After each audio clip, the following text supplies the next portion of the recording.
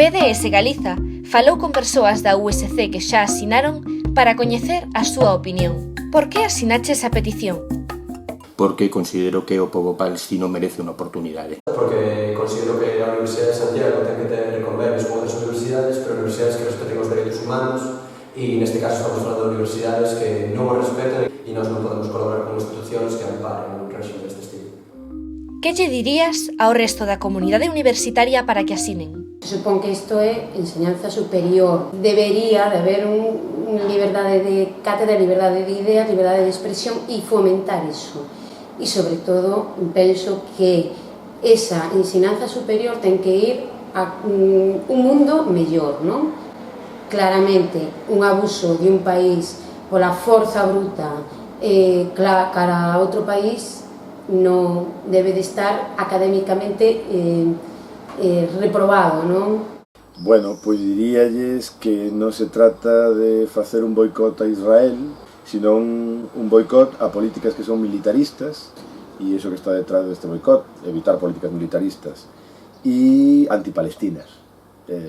Bueno, pues os que consideramos que Palestina require un tratamento que non consigue desde 1948, e que eso ten que acabar dunha vez, pois seguimos nesa posición.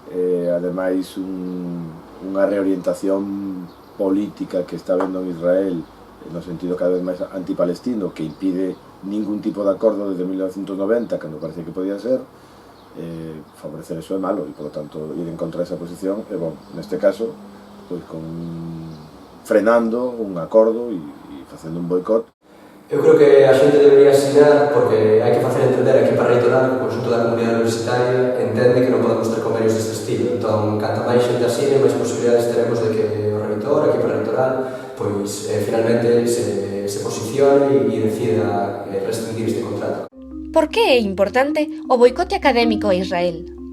Creemos que na historia, en moitas ocasións, ha habido procesos que gracias aos boicots han ido evolucionando democráticamente, han ido evolucionando en conquista de dereitos humanos, como é o tema de Sudáfrica.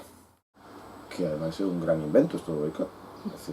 É pacífico, non daña a ninguén e chama a atención sobre un problema.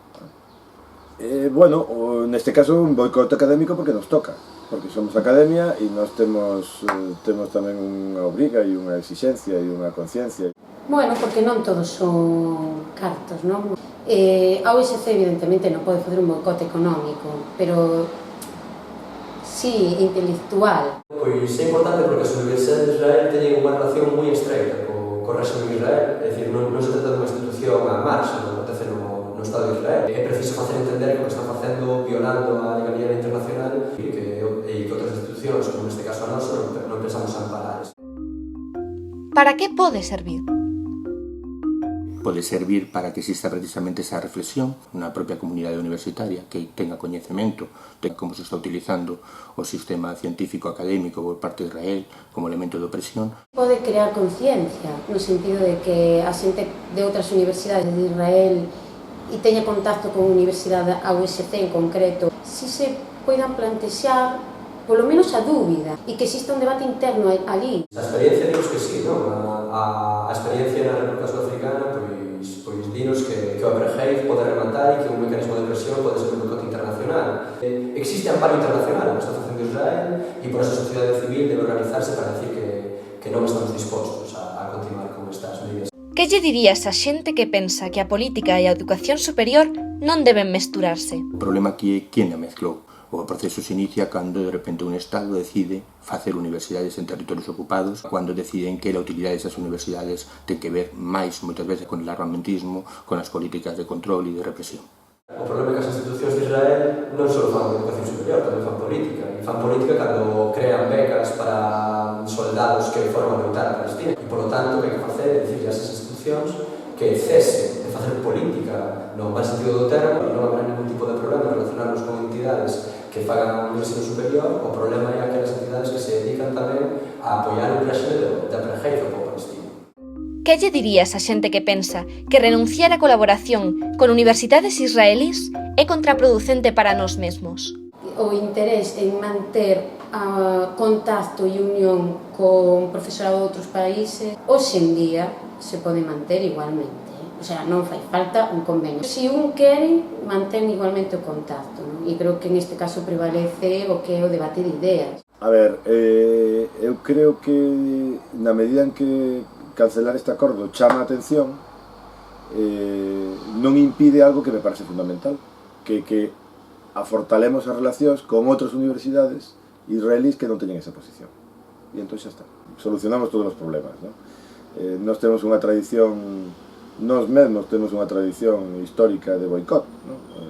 O Estado español foi boicoteado por ser aliado dos fascismos, e sabemos o que iso significa e tamén sabemos como iso se supera, e incluso ao revés, é dicir, isto pode ser unha chamada de atención para preocuparnos como investigadores, como directores de investigación, para acrecentar a relación con Israel, pero non cos, digamos, con aqueles aspectos máis militaristas e máis condenables na súa relación con Palestina, sino co contrario, que tamén é Israel.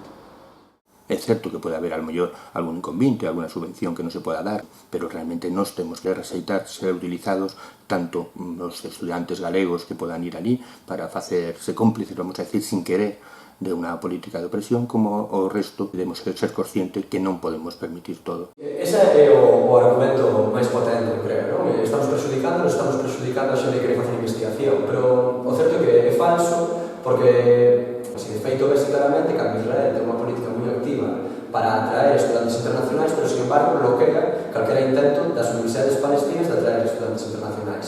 O que quere decir que ese argumento é Israel o primeiro que o viola. O único que busca é legitimarse internacionalmente, legitimar as súas políticas e evitar que o povo palestino poida incluso ter un sistema universitario potente como debería ter calquera povo soberano e digno. Se formas parte do profesorado, PAS ou estudantado da USC, asina a petición. Súmate ás máis de 1000 persoas que xa asinaron. Difunde a campaña. Difunde este vídeo. Grazas!